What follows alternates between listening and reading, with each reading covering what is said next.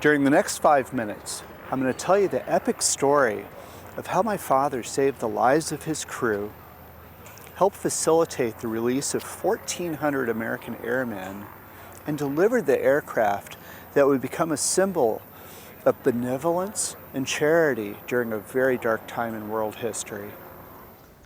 I found all the clues I needed to tie everything together hidden in my father's army trunk. After his passing, I was going through his things.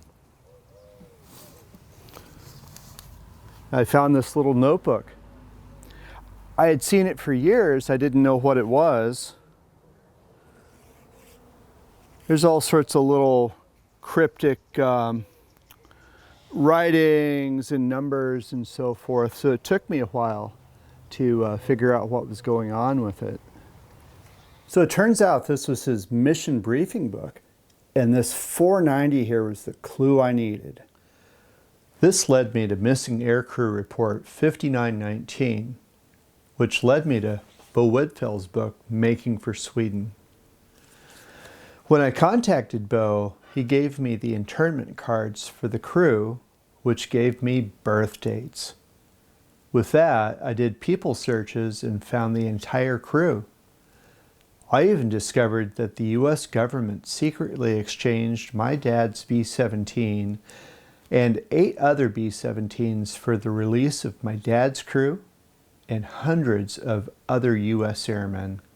The morning of June 21st, 1944, the Matthew Totter crew took off in B-17 42-3490 at 4:40 a.m. Over the English Channel, they had to shut down an engine that wouldn't operate at altitude. Control refused to let them return. They lost another engine to flak over Denmark. The crew could not keep up with the formation, so they had to keep dropping back until they were alone. They continued on to Berlin from the east and dropped their bombs over the oil fields to the south. They soon lost a third engine to flak. Matthew was able to restart the first engine they shut down, and that saved them. Low on fuel, they proceeded to Sweden. They came in too high and too fast at Malmö, so Matthew unfeathered the shut-down engines to slow them down and made a perfect landing.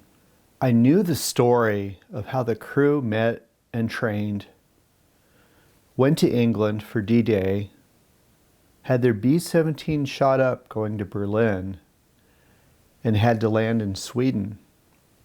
Stayed several months and were snuck out of the country, disguised as civilians in the belly of a B-24 bomber, while being shot at by Nazis in Norway. I knew about the women in Sweden who were Nazi spies and befriended the men to find any secrets they could. Surely life is full of surprises, but I had no idea what was to come from finding a simple 3-digit number in an obscure notebook tucked away in an old trunk. I found pictures of the B-17 they flew both before and after it was traded to Sweden. I found stories of how this aircraft flew several medical aid missions to Africa. It made post-war flights all over Europe and even Iceland. The new fleet of B-17 airliners had the motto, "From swords to plowshares." My father never knew what had gone on behind the scenes or what he had been a part of. At the age of 81, he finally climbed back into a B-17 bomber for the first time since he landed in Sweden. When I found the 2 surviving crew members, Bill Lynch, the co-pilot, and Robert Stafford, the tail gunner, my sister and I eagerly traveled across the country to meet them and record their stories.